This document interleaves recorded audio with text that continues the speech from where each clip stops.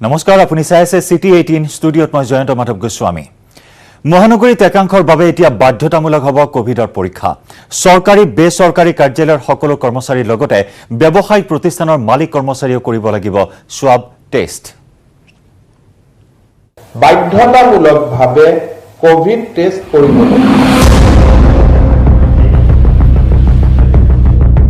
মহানগৰীত একাংশৰ বাবে বাধ্যতামূলক হ'ব কোভিড টেষ্ট 3 লাখ লোকৰ কৰা হ'ব ৰেপিড এন্টিজেন টেষ্ট মুঠ 90টা ৱাৰ্ডত হ'ব কোভিড স্ক্ৰিনিং চেণ্টাৰ আৰু ইয়াৰ বাবে এনএইচএমে 150 জন ল্যাব টেকনিচিয়ানক দিব নিযুক্তি গুৱাহাটী মহানগৰীত বৰ্ধিত কৰোনা আক্ৰান্তৰ সংখ্যাৰ প্ৰতি লক্ষ্য ৰাখি স্বাস্থ্য বিভাগে এসপ্তাহৰ ভিতৰত গুৱাহাটী মহানগৰীৰ 90টা এৰিয়া সভাত স্থাপন কৰিব নতুন স্ক্ৰিনিং চেণ্টাৰ উদ্দেশ্য গুৱাহাটী মহানগৰীৰ 3 লাখ লোকৰ পৰীক্ষণ এই ঘোষণা ৰাজ্যৰ স্বাস্থ্য মন্ত্ৰী ডক্টৰ হিমন্ত বিশ্ব শৰ্মাৰ গুৱাহাটী মহানগৰীত অস্বাভাৱিক হাৰত বৃদ্ধি হোৱা কোভিডৰ পৰা ৰক্ষা কৰিবলৈ অতি প্ৰয়োজনীয় এই 3 লাখ টেষ্ট গুৱাহাটী মহানগৰীত 10 লাখ লোক বাস কৰে হয়তো 11 হয় যে আমি যদি কোভিডৰ পৰা ৰক্ষা পাব খুজিছো আমি 3 লাখ মানুহক টেষ্ট কৰিব লাগিব unless we test 3 lakhs people আমি হয়তো কোভিডৰ পৰা মুক্ত হ'ব নোৱাৰিম কাৰণ নিটো দ্ৰুত গতিত পৰিবেশ সলনি হৈছে আৰু 3 লাখ মানুহক আমি টেষ্ট কৰিব পাৰিলেহে আমি এই বেমাৰৰ পৰা মহানগৰবাসীক ৰক্ষা কৰিব পাৰিম বৰ্তমানলৈ সম্পন্ন হৈছে 1,10,000 লোকৰ টেষ্ট এতিয়া কৰা হ'ব 1,90,000 লোকৰ এজি টেষ্ট এই মুহূৰ্তলৈকে মহানগৰীত 1,10,000 ব্যক্তিক আমি পৰীক্ষা কৰিছো তাৰ মানে 1,90,000 ব্যক্তিক আমি আৰু টেষ্টিং কৰিব লাগিব ইতিমধ্যে মহানগৰীৰ 30টা ৱাৰ্ডত আৰম্ভ কৰাৰ নিচিনাকৈ পুনৰ নতুনকৈ 60টা এৰিয়া সভাত আৰম্ভ কৰা হ'ব কোভিড স্ক্ৰিনিং চেণ্টাৰ ইয়াৰ বাবে স্থায়ী নিযুক্তি দিয়া হ'ব 150 জন ল্যাব টেকনিচিয়ানক আমি সিদ্ধান্ত লৈছো অহা এসপ্তাহৰ ভিতৰত ৰাষ্ট্ৰীয় স্বাস্থ্য অভিযানে 150 জন ল্যাবৰেটৰী টেকনিচিয়ানক নতুনকৈ চাকৰি দিব আমি ৱাক ইন ইণ্টাৰভিউ কৰি লম গুৱাহাটীৰ 90টা এৰিয়া সভাত আমি একোটাকৈ স্ক্ৰিনিং চেণ্টাৰ স্থাপনৰ সিদ্ধান্ত লৈছো মহানগৰী ব্যৱসায়িক প্ৰতিষ্ঠানৰ ব্যক্তি কৰ্মচাৰীৰ লগতে চৰকাৰী বেচৰকাৰী কাৰ্যালয়ৰ কৰ্মচাৰীৰ বাবে বাধ্যতামূলক হ'ব এই টেষ্ট ব্যৱসায় বাণিজ্যিক প্ৰতিষ্ঠানৰ লগত জড়িত মালিক শ্ৰমিক সকলে আৰু চৰকাৰী বেচৰকাৰী কাৰ্যালয়ত অহা কৰ্মচাৰী সকলে তেওঁলোকে কোভিড-19 পৰীক্ষাৰ সন্মুখীন হ'ব লাগিব যদিহে বিগত 2 মাহ বা এমাহত তেওঁলোকে কোভিড-19 পৰীক্ষা কৰা নাই এই 3 লাখ লোকৰ পৰীক্ষণ সম্ভৱ হ'লেহে আগষ্ট মাহৰ শেষৰ ফালে গুৱাহাটী মহানগৰীত কৰোনাৰ পৰিস্থিতি কিছু স্বাভাৱিক হ'ব বুলি মন্তব্য কৰিছে স্বাস্থ্য মন্ত্ৰী ডক্টৰ হিমন্ত বিশ্ব শৰ্মাই ইয়াৰ লগে লগে এটা লক্ষণীয় হ'ব যে এই টেষ্টৰ বাবে কিমানজন লোক হ'ব আগ্ৰহী কেমেৰা পাৰ্চন নিতুল কৃষ্ণৰ সহযোগত Gunjan Kalita news 18 Assam north east ইফালে আগষ্ট মাহত ৰাজ্যত ভয়াৱহ ৰূপত কৰোনাৰ সংক্ৰমণ ঘটাৰ আশংকা 30 আগষ্টৰ ভিতৰত ৰাজ্যত কৰোনাত আক্ৰান্ত হ'ব 65,000 লোক কেন্দ্ৰীয় চৰকাৰে অসম চৰকাৰলৈ প্ৰেৰণ কৰা এখন পত্ৰত উল্লেখ কৰা হৈছে এই উদ্বেগজনক তথ্য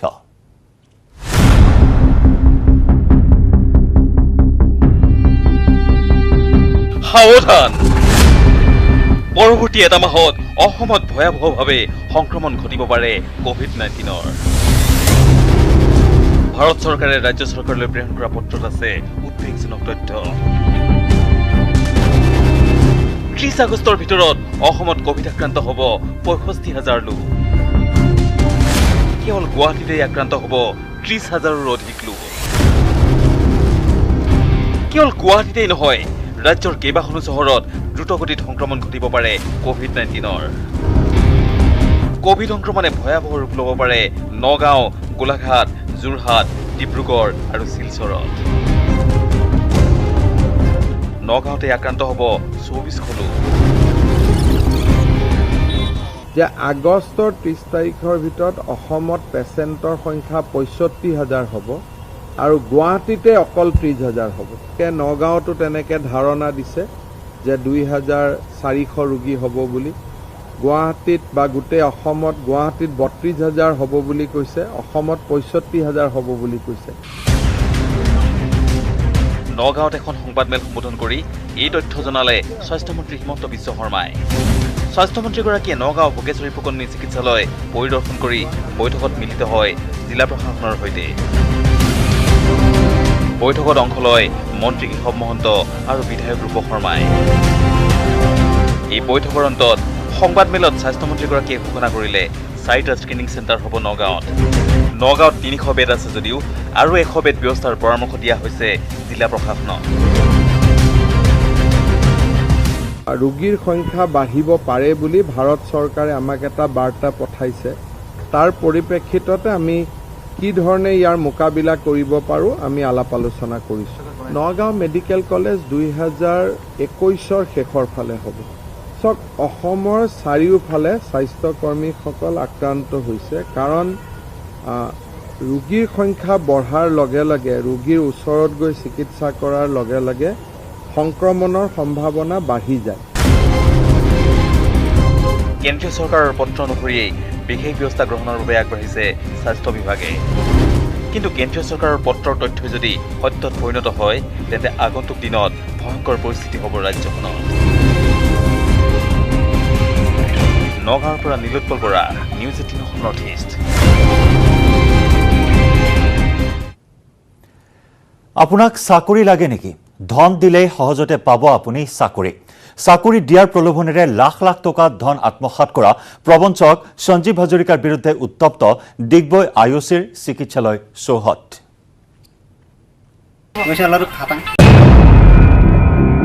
মই পইচা লোৱাটো খাটাং।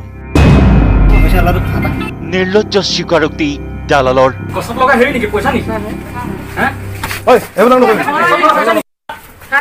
কষ্টৰ পইচা, ঘামৰ হেৰি পইচা হয় এইখিনি। কিবা এটা হক বুলি দিছিলে, এতিয়া কি কয় মায়ে কি কয় সেইটোকে সদায় একদম মোৰ গাই ফুৰে, কেতিয়া পাম পইচা। বাইকৰ তেল পুৰি পুৰি মই আহি আছো ডিউটি, আপোনালোকে এখন কাৰ্ড দিলে, সেইটো চাকৰি ৰিজাইন দে। 4 মাহ ধৰি মই বহি আছো বেকাৰ। দেউতাৰ পৰা খুজুম পইচা 100 টকাতে বাইকৰ তেল ভৰাম। পইচা লোৱাটো খাটাং, সঁচা কথা। কিন্তু সেইটো নহয় যে কাম যাক দিব পৰা নাই, এতিয়া নোৱাৰিছোঁগৈ বা দিবলৈ। সেইকাৰণে মই চাৰেণ্ডাৰ কৰিলোঁ যে গোটেইখিনি পইচা দিম বুলি। ডিগবৈ তেল শোধানাগাৰৰ অধীনৰ আয়ুচিৰ চিকিৎসালয়ত উত্তপ্ত পৰিস্থিতি। এটা দালালক ঘেৰাও কৰি উত্তেজনা।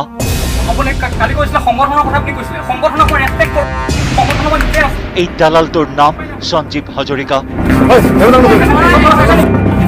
আয়ুচি চিকিৎসালয়ৰ এম্বুলেন্সৰ ঠিকাভিত্তিক কৰ্মচাৰী সঞ্জীৱ। চাকৰি দিয়াৰ নামত নাহৰকটীয়াৰ চাঁচনি গাঁৱৰ এই সঞ্জীৱ হাজৰিকা নামৰ দালালটোৱে প্ৰায় 30 জনৰো অধিক লোকৰ পৰা লাখ লাখ টকা সংগ্ৰহ কৰাৰ অভিযোগ উত্থাপিত হৈছিল।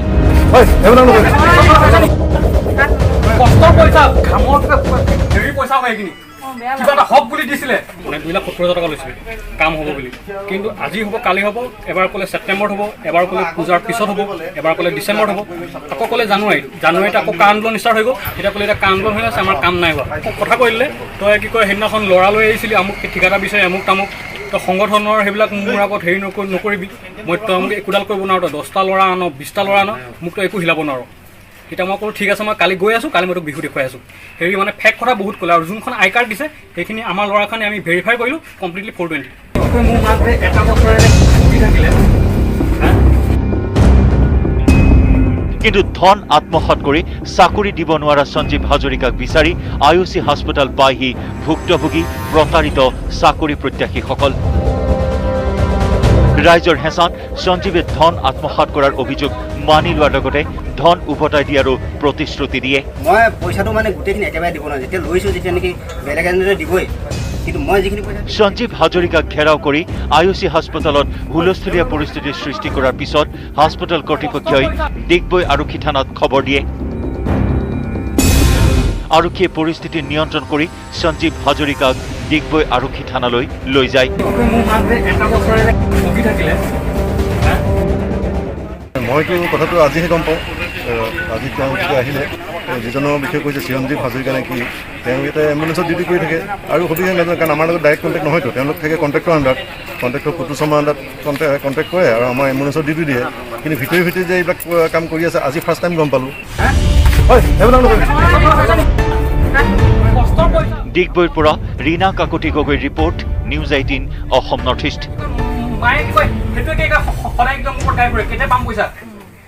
বাইকৰ তেল পুৰি পুৰি মই আহি আছো ডিউটি, আপোনালোকে এখন কাৰ্ড দিলে, সেইটো চাকৰি ৰিজাইন দে, 4 মাহ ধৰি মই বহি আছো বেকাৰ, দেউতাৰ পৰা খুজুম পইচা 100 টকা। লকডাউনৰ সময়ত খাদ্য সংকটত পৰা জীৱকুলৰ বাবে সহায়ৰ হাত। খাদ্য সংকটত পৰা মহানগৰীৰ নৱগ্ৰহ মন্দিৰৰ কপিকুলৰ বাবে ফিডিং ইণ্ডিয়া নামৰ এটা NGOয়ে যোগান ধৰিছে খাদ্যৰ। লকডাউনৰ বাবে দীৰ্ঘদিন ধৰি বন্ধ হৈ থকা নৱগ্ৰহ মন্দিৰৰ এইসমূহ কপিকুল পৰিছিল তীব্ৰ খাদ্য সংকটত।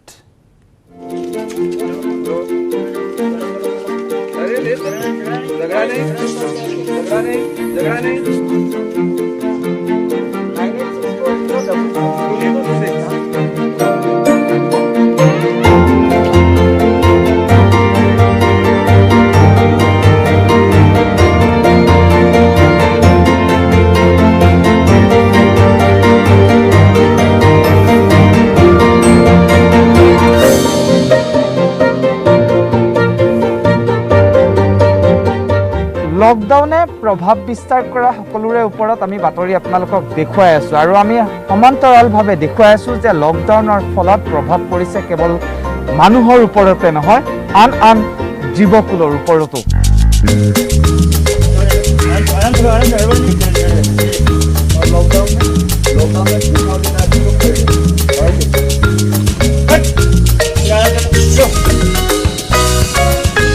নৱগ্ৰহ মন্দিৰ লকডাউনৰ বাবে বন্ধ হৈ আছে, ফলত ইয়াত কোনো ধৰণৰ যাত্ৰী অহা নাই আৰু সেয়ে এই বান্দৰসমূহ যথেষ্ট খাদ্যৰ সংকটত পৰিছিল। কিন্তু এটা বিশেষ NGO আছে, সেই NGOটোৱে এই বান্দৰসমূহৰ খোৱা বোৱাৰ দায়িত্ব তেওঁলোকে চলাই থকা দেখিবলৈ পোৱা গৈছে।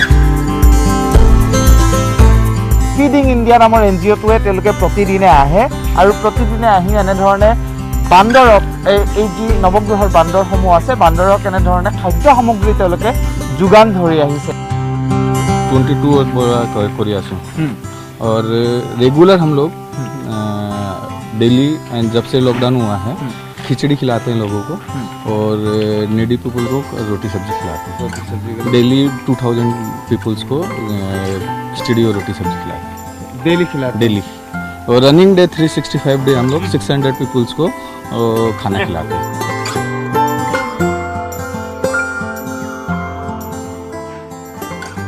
নৱগ্ৰহত খাদ্যৰ সংকটত পৰা মন্দিৰ বন্ধ হৈ থকাৰ বাবে কোনো ধৰণৰ মানুহ অহা নাই, খাদ্যৰ সংকটত সেয়ে বান্দৰসমূহ পৰিছে আৰু তাৰ বাবে এতিয়া খাদ্য সামগ্ৰী যোগান ধৰা দেখিবলৈ পোৱা গৈছে। কেমেৰা পাৰ্চন নিতুল কৃষ্ণৰ সহযোগত Gunjan Kalita, news 18 Assam north east.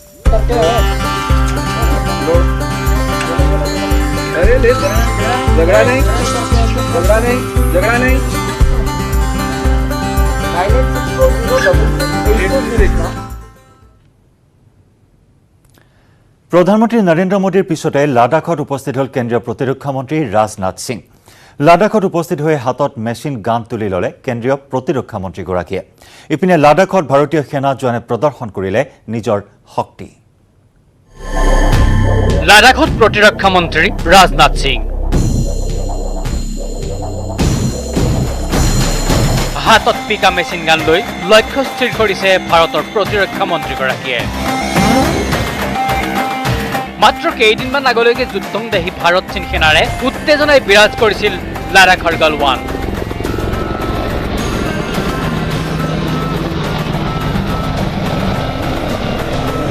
এতিয়া উত্তেজনা কিছু খাম কাটিছে।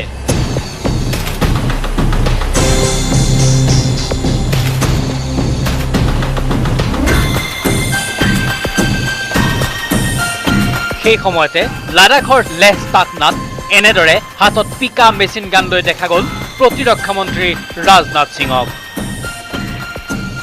কেৱল সেয়াই নহয়, এখন টেংকৰ সন্মুখতো পজ দিলে ৰাজনাথ সিঙে।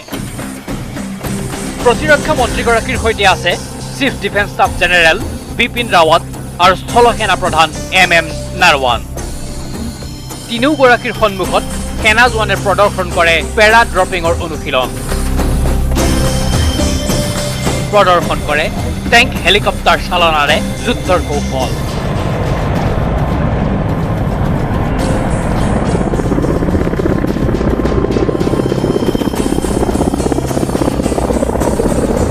লাডাখ আৰু জম্মু কাশ্মীৰৰ দুদিনীয়া ভ্ৰমণসূচীৰে শুকুৰবাৰে পুৱাই লেহত উপস্থিত হয় প্ৰতিৰক্ষা মন্ত্ৰী ৰাজনাথ সিং। লেহ বিমানবন্দৰতে প্ৰতিৰক্ষা মন্ত্ৰীগৰাকীক আদৰণি জনাই CDS বিপিন ৰাৱাট আৰু স্থল সেনা প্ৰধান MM নাৰৱানে। তাৰ পিছতে ঢু ঢু বালিৰ মাজেৰে স্থলপথেৰে প্ৰতিৰক্ষা মন্ত্ৰীগৰাকীয়ে যাত্ৰা কৰে লেহৰ ষ্টাকনালৈ। ভাৰত চীন সীমান্তৰ প্ৰকৃত নিয়ন্ত্ৰণ ৰেখা পৰিদৰ্শন কৰাৰ লগতে সীমান্তত নিয়োজিত সেনাৰেও বাৰ্তা বিনিময় কৰে প্ৰতিৰক্ষা মন্ত্ৰীগৰাকীয়ে। भारत दुनिया का इकलौता देश है जिसने कि दुनिया के किसी देश पर न तो कभी आक्रमण किया है और न दुनिया के किसी देश की 1 इंच जमीन पर कभी कब्जा किया है। हम अशांति नहीं चाहते, हम शांति चाहते हैं। यदि कोई दुनिया की ताकत हमारे स्वाभिमान पर चोट पहुंचाने की कोशिश करेगी तो उसे किसी भी सूरत पे हम बर्दाश्त नहीं करेंगे, उसका हम मुंहतोड़ जवाब देने के लिए भी तैयार रहेंगे।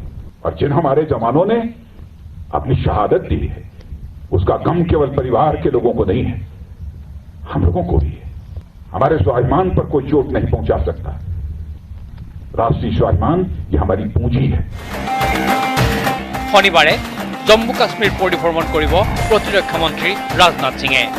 গালৱান সীমা বিবাদ সন্দৰ্ভত চতুৰ্থলানি আলোচনাৰ অন্তত এতিয়া পিছ মহকিছে চীনা সেনা। তেনে সময়তে ভাৰত চীন সীমান্ত পৰিদৰ্শন কৰে প্ৰতিৰক্ষা মন্ত্ৰীগৰাকীয়ে। 6 জুলাইত অপ্ৰত্যাশিতভাৱে লাডাখ ভ্ৰমণ কৰিছিল প্ৰধানমন্ত্ৰী নৰেন্দ্ৰ মোদীয়ে। আগ্ৰাহী চীনক স্পষ্ট বাৰ্তা দিছিল অন্ত পৰিল ভূমি আগ্ৰাসনৰ যুগৰ। প্ৰধানমন্ত্ৰীৰ পিছত প্ৰতিৰক্ষা মন্ত্ৰীগৰাকীৰ লাডাখ ভ্ৰমণে পুনৰ স্পষ্ট কৰি দিলে সীমান্তত চীনা আগ্ৰাসন কোনো কাৰণতে সহ্য নকৰে ভাৰতে। News desk report, news 18 Assam north east. 2021 চনত ৰাজ্যত পুনৰ কংগ্ৰেছৰ নেতৃত্বত গঠন হ'ব চৰকাৰ। বিধানসভা নিৰ্বাচনৰ প্ৰাক্ষণত এই দাবী কংগ্ৰেছৰ বৰ্ষীয়ান নেতা ডক্টৰ ভূমিধৰ বৰ্মনৰ। আনহাতে মন্ত্ৰী হিমন্ত বিশ্ব শৰ্মা পুনৰ কংগ্ৰেছলৈ উভতি আহিব বুলিও ভৱিষ্যৎবাণী কৰিলে প্ৰাক্তন মন্ত্ৰী আব্দুল মুহিব মজুমদাৰে। জনতা দলৰ সময়ত অসমত কংগ্ৰেছৰ বিপৰ্যয় আহিছিল। অসম আন্দোলনত মহা বিপৰ্যয় আহিছিল কংগ্ৰেছৰ। সেই সময়ত আনকি ৰাজহুৱাভাৱে এঘৰীয়া কৰিছিল কংগ্ৰেছৰ নেতা কৰ্মীক।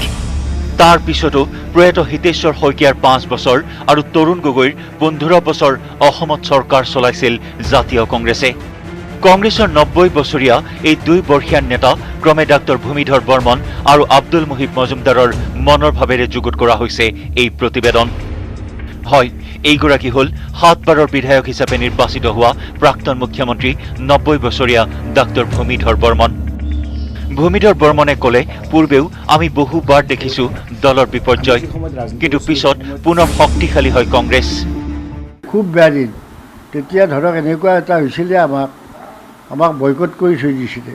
আমাক কোনো বিয়া সভা ক'তো নামাতে। কিছুদিন পিছত লাহে লাহে অলপ ভালৰ পিনে আহিল, শেষৰ পিনে।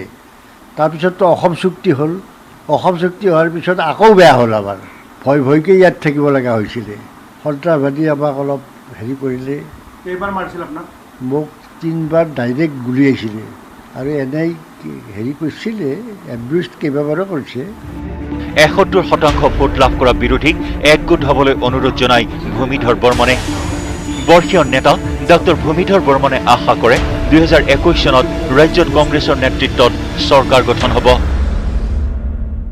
পলিটিক্সত আপছ এণ্ড ডাউন হৈ থাকে যে এতিয়া ধৰক আমি চৰকাৰ কৰিব লাগিলে আমি অকলে গোটেই সহজ নহয়, অকলে হোৱাটো বৰ সহজ নহয়, কিন্তু গোটেইখিনি যদি ভাগ ভাগ হৈ যায় তেতিয়া বেয়া হৈ যাব, আৰু যদি লগ হৈ একেলগে যায় তেতিয়া বেছি হ'ব। আমাৰ অন্য পাৰ্টিবিলাকেও এটা আগ্ৰহ কৰিছে, এতিয়া UDFেও আগ্ৰহ কৰিছে যে ভোটৰ বিভাজনটো ৰোধ কৰাৰ কাৰণে আমি লগ হ'লে ভাল।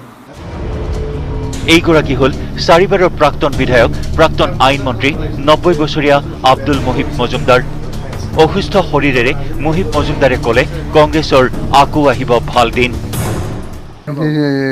আপোনাৰ যেহেতু বিজেপি যিটো অৱস্থা হৈ আছে অলৰেডি, আৰু যি ধৰণৰ বিজেপিয়ে চালি আছে, অট'মেটিকেলি বিজেপি ডাঙৰ নহয়।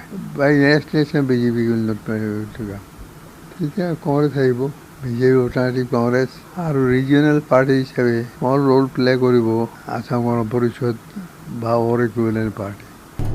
AIUDF কংগ্ৰেছত চামিল হ'ব। হিমন্ত বিশ্ব শৰ্মা আকৌ কংগ্ৰেছলৈ উভতি আহিব বুলিও ভৱিষ্যৎবাণী কৰিলে IMDT আইনৰ স্ৰষ্টা মুহিব মজুমদাৰে। এলায়েন্স UDF কংগ্ৰেছ ইছ্যু, মোৰ মতে UDF বুলি কোনো পাৰ্টি নাই, আৰু UDFটো কংগ্ৰেছত জইন কৰিব, অট'মেটিক জইন কৰিব। হেমন্ত শৰ্মা ইলেকশ্যন আগতে কেতিয়াও বিজেপিত আছে। মই যিমানবাৰ দিল্লীত গৈছিলোঁ তেওঁৰ কাৰণে প্ৰত্যেক কংগ্ৰেছৰ ভিতৰত লিডাৰশ্বিপ দিয়াৰ কাৰণে গৈছিলোঁ। নিজৰ ৰাজনৈতিক জীৱনত বহু উত্থান পতন প্ৰত্যক্ষ কৰা দুই প্ৰবীণ নেতাই 2021 চনত কংগ্ৰেছে চমক সৃষ্টি কৰিব বুলি আশা প্ৰকাশ কৰিছে। কেমেৰা পাৰ্চন হিতেশ ডেকাৰ সৈতে বিপুল বৰ্মনৰ report, news 18 Assam north east. ইফালে কৰোনা সংকটৰ মাজতে গেৰুৱা দল বিজেপি সাজু হৈছে BTC পৰিষদীয় নিৰ্বাচনলৈ। বৰ্তমান ৰাজ্যপালৰ শাসন চলি থকা BTC পৰিষদীয় নিৰ্বাচনত অকলে অৱতীৰ্ণ হ'ব বুলি দাবী মঙলদৈৰ সাংসদ দিলীপ শইকীয়াৰ। BTCত বিজেপিৰ একলা চলনীতি, UPPL BPFৰ মিত্ৰতা নকৰে বিজেপিয়ে। কৰোনা সংকটৰ মাজতে BTC নিৰ্বাচনলৈ সাজু হৈছে এতিয়া গেৰুৱা দল বিজেপি। কিন্তু এইবাৰ গেৰুৱা দল বিজেপিয়ে মিত্ৰতা কৰিবনে কাৰোবাৰ সৈতে? নকৰে। ইতিমধ্যে সেই কথা স্পষ্ট কৰিছে সাধাৰণ সম্পাদক দিলীপ শইকীয়াই। ঠিকেই, ৰাজ্যিক বিজেপিৰ সাধাৰণ সম্পাদক তথা মংগলদৈৰ সাংসদ দিলীপ শইকীয়াই স্পষ্ট কৰিছে এই কথা।